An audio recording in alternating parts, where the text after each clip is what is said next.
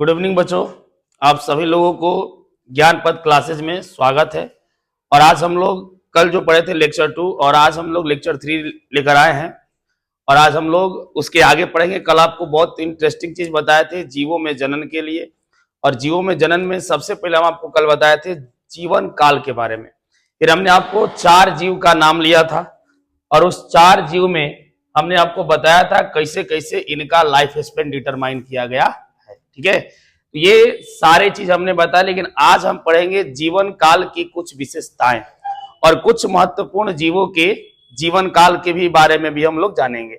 लेकिन आज पढ़ने से पहले बस आपसे एक नम्र निवेदन है, इस चैनल को सब्सक्राइब कर लीजिए और अपने दोस्तों से भी चैनल को सब्सक्राइब करवाइए ताकि हम लोग जल्द से जल्द लाइव लेकर आ जाए। अभी हम लोग रिकॉर्डेड वीडियो डाल रहे हैं, ठीक है, जिसमें आपका एक सहयोग चाहिए कि आप इस चैनल को सब्सक्राइब करें, ठीक है, ताकि हम लोग लाइव के लिए जल्द से जल्द आपके साथ जुड़ जाए। तो आप लोग से बस एक ही नम्र निवेदन है, मेरा हीरो, मेरे भाई, मेरे बंधु, मेरी बहन, या आप लोग इस चैनल को सब्सक्राइब करें ताकि हम लोग लाइव आकर आप लोग को और भी अच्छा कंटेंट दे पाए।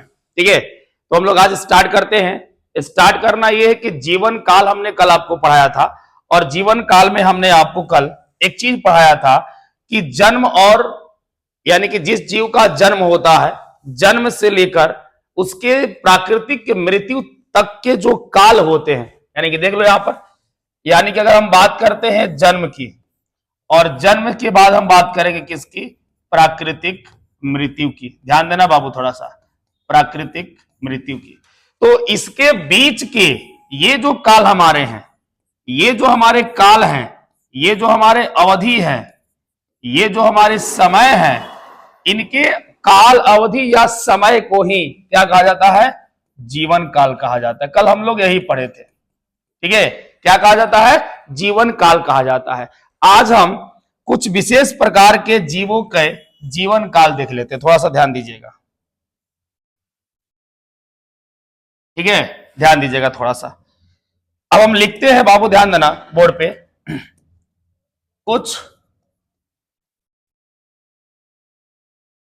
कुछ महत्वपूर्ण जीवों के जीवन काल। ठीक है, कुछ महत्वपूर्ण जीवों के जीवन काल, ध्यान दीजिएगा थोड़ा सा, जीवन काल, यानी कि पृथ्वी पर कुछ ऐसे भी जीव हैं, हमने कल भी आपको बताया था कि पृथ्वी के सभी जीवों का जीवन काल एक जैसा नहीं होता है। सारे जीवों का जीवन काल जो होता है अलग अलग होते हैं। जैसे हमने चूहा की बात की, खुद मानव की बात की, कुछ पेड़ पौधे की बात करते हैं, कुछ इंसेक्ट की बात करते हैं, तो सबके जीवन काल जो होते हैं वो क्या होते हैं, अलग अलग होते हैं। ठीक है, यानी कि सबके जीवन काल जो होते हैं बाबू अलग अलग होते हैं। ध्यान देना थोड़ा सा। अब हम 2 कॉलम बनाएंगे, ठीक है, एक कॉलम में हम लोग लिखेंगे क्या, कि जीव के नाम लिखेंगे। अब जीव तो कुछ भी हो सकता है, आपको फर्स्ट क्लास में ही बताए थे, ठीक है, जीव के नाम, इसमें पादप भी आ सकते हैं, सूक्ष्म जीव भी आ सकता है और जंतु भी आ सकते हैं। और इधर लिखेंगे हम लोग क्या, जीवन काल। अब ध्यान दीजिएगा थोड़ा सा, जीवन काल। उसके बाद हम पहला इसमें लिखेंगे, सबसे पहले हम बात करेंगे मानव की। सबसे पहले बात हम लोग बात करेंगे किसकी, मानव की। तो मानव का जीवन काल आपको हम उस दिन भी बताए थे और कल भी बताए थे, ठीक है, कि कितना होता है, 60 से 80 वर्ष। ठीक है, कितना होता है, 60 से 80 साल मानव का क्या होता है। और ये जो जीवन काल होगा वो किस में होगा, एवरेज में होंगे, यानी कि औसत में होंगे। ध्यान दीजिएगा ये बात को, ठीक है, यानी कि फिक्स नहीं है ये 80 साल तक ही जिएगा, 60 साल तक ही जिए, एक एवरेज है हमारा है। ठीक है, क्या है, एवरेज हमारा है। तो मानव का जीवन काल हो गया कितना आपका, 60 से 80 साल। दूसरा, अगर हम गुलाब के पौधे की बात करते हैं, गुलाब के पौधों की अगर हम बात करते हैं, ध्यान दीजिएगा, ठीक है, अगर गुलाब के पौधों की बात करते हैं और गुलाब जब बोले होंगे तो बहुत सारे के लइकन के मन में बड़ा खुशी मचल होगा। ये भी जस्ट सर वैलेंटाइन डे खत्म हुआ और वैलेंटाइन डे पे गुलाब की बड़ी महत्वपूर्णता बढ़ जाती है। जितने भी देख रहे हैं हमको, सभी लोगों के मन में दम हो गया क्या सर, गुलाब नाम ले लिया, गुलाब नाम लेते ही उन लोग को ध्यान आ गया होगा 14 फरवरी। ठीक है, तो गुलाब का भी एक जीवन काल होता है और इसका लगभग जीवन काल कितना होता है बाबू, 5 से 7 वर्ष तक होता है। ठीक है, कितना होता है, 5 से 7 वर्ष। तीसरा अगर बात करते हैं हम लोग हाथी की, तो हाथी का जीवन काल होता है बच्चा हमारा 60 से 70 वर्ष होता है। ठीक है, कितना होता है, 60 से 70 वर्ष। चौथा अगर हम बात करते हैं तोता, जिसको हम लोग एक और नाम देते हैं, जानते हो का, सुगा। ठीक बा, क्या बोलते हैं, सुगा बोलते हैं, रिपू। ठीक बा, सुगा। बहुत सारे लोग अपने औरत को भी सुगी बोलते हैं, कितना सुगा कहता है, कितनी सुगी कहती है, तो तोता यानी कि सुगा। ठीक है, इसका जीवन काल जो होता है, देखो देखो देखो कितना साल जी रहा है, 140 साल, देखने में कितना छोटा है। ठीक है, 140 साल जीता है।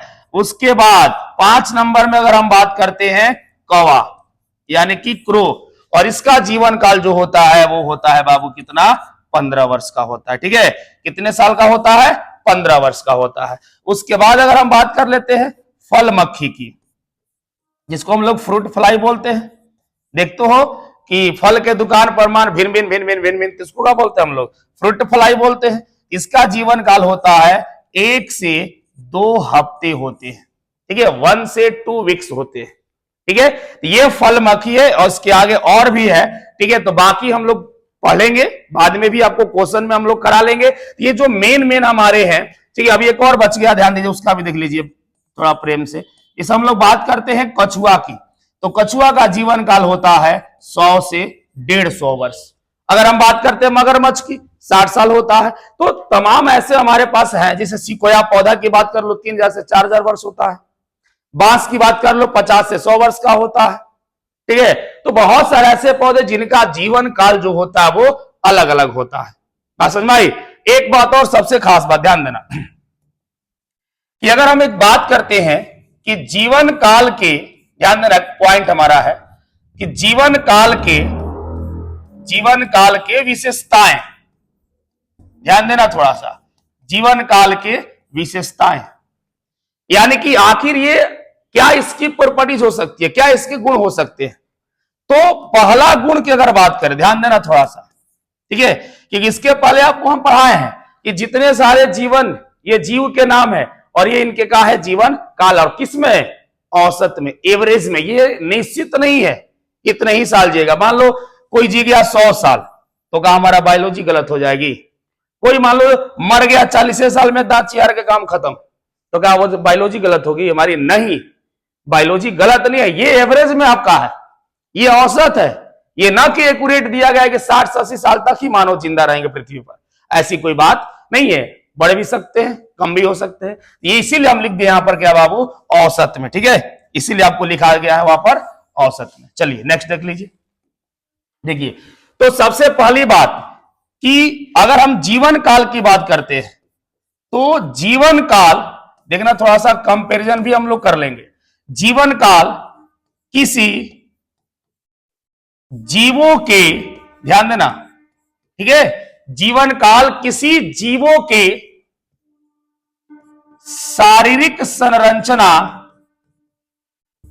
ठीक है, शारीरिक संरचना एवं उसके भार पर निर्भर नहीं करता है, एवं उसके भार पर निर्भर नहीं करता है। ध्यान देना, निर्भर नहीं करता है। चलिए अब एक चीज ध्यान दीजिएगा थोड़ा सा, कह रहा है कि जीवन काल किसी जीवों के शारीरिक संरचना एवं उसके भार पर निर्भर नहीं करता है। अब सर इसको थोड़ा सा समझा दीजिए।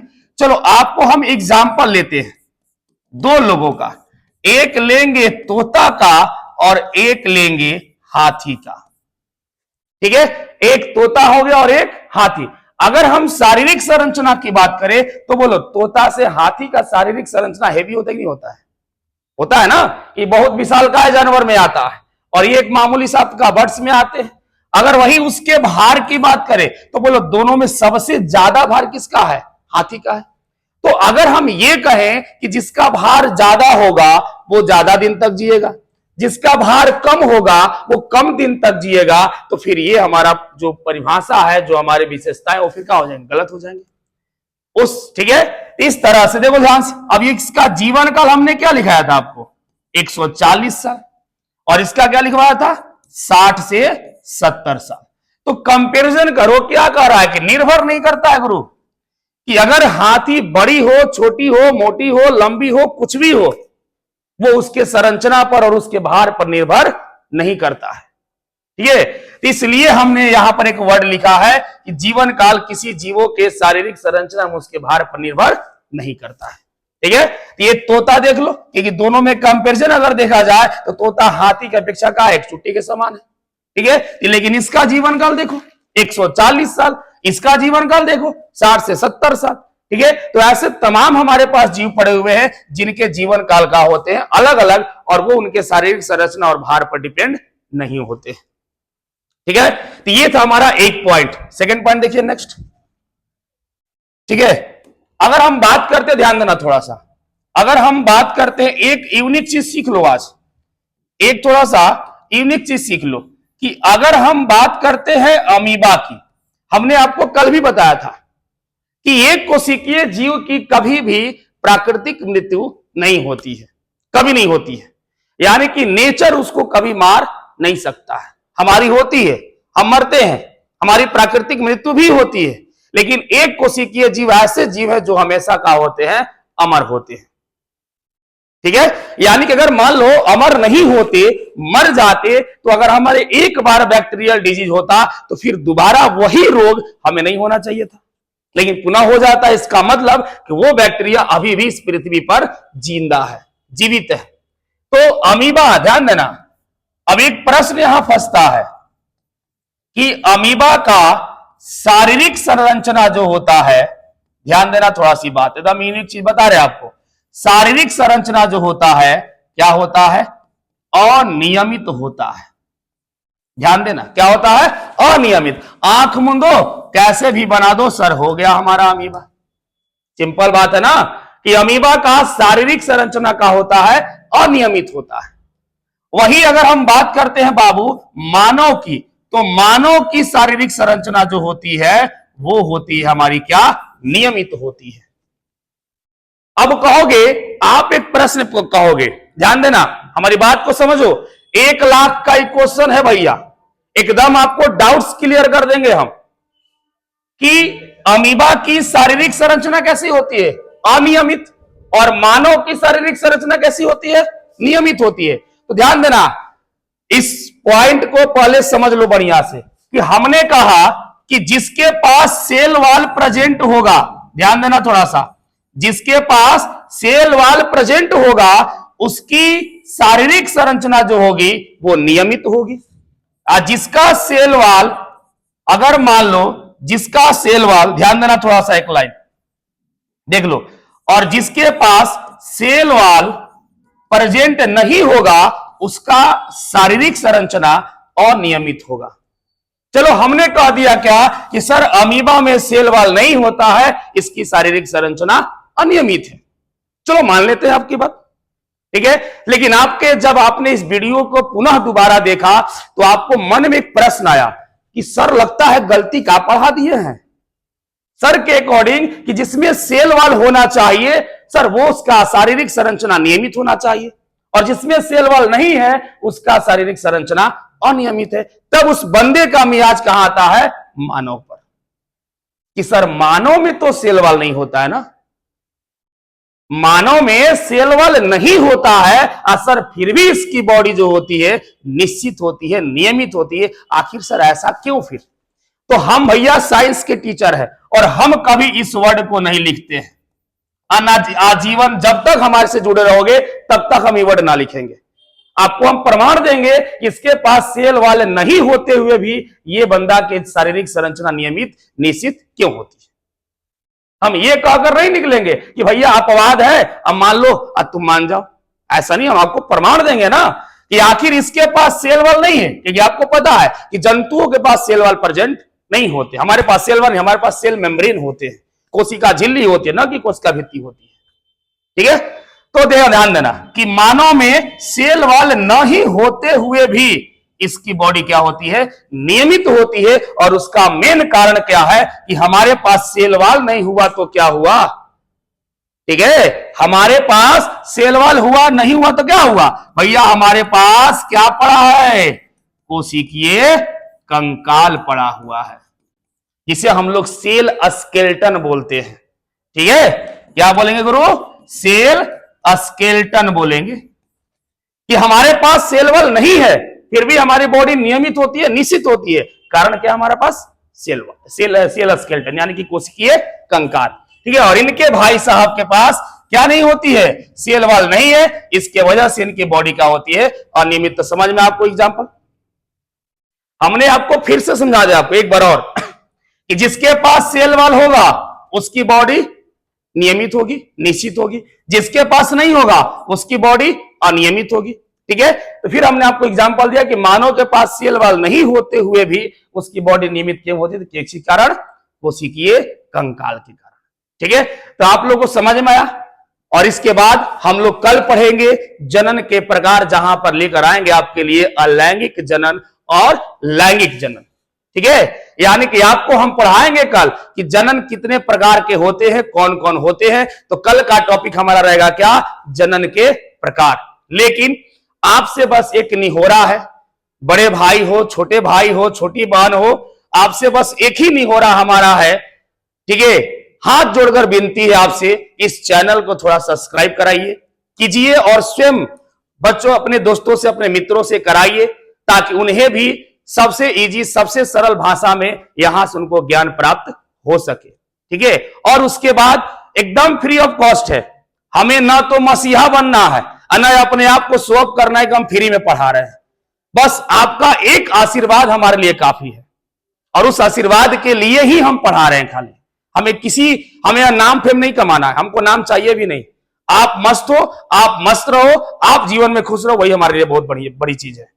तो बस आपसे एक ही नहीं हो रहा है बाबू, इस चैनल को थोड़ा सा सब्सक्राइब करा दीजिए, ताकि हम लोग लाइव क्लास लेकर आ सके और आपको ज्यादा से ज्यादा कंटेंट देने की हम लोग कोशिश करें, ताकि हमें सिलेबस को भी पूरा करना है। क्योंकि आप अगर सब्सक्राइब नहीं कीजिएगा, आप अगर हमें लाइव पर नहीं लाइएगा, तो फिर हमारा सिलेबस जो होगा वो थोड़ा सा पीछे चला जाएगा। फिर तो आपके सेवा के लिए, आपके सुविधा के लिए चाह रहे हैं कि आप इस चैनल को थोड़ा सा सब्सक्राइब कीजिए। तो हाथ जोड़कर आपसे विनती कर रहे हो सर, आपके बड़े भाई, आपके प्यारे भाई, आपके दुलारे भाई, कि भैया इस चैनल को थोड़ा सा सब्सक्राइब आप लोग कर लीजिए। ठीक है, तो फिर मिलते हैं कल नेक्स्ट वीडियो में, और वहां हम लोग मिलेंगे जनन के प्रकार से। तब तक के लिए धन्यवाद।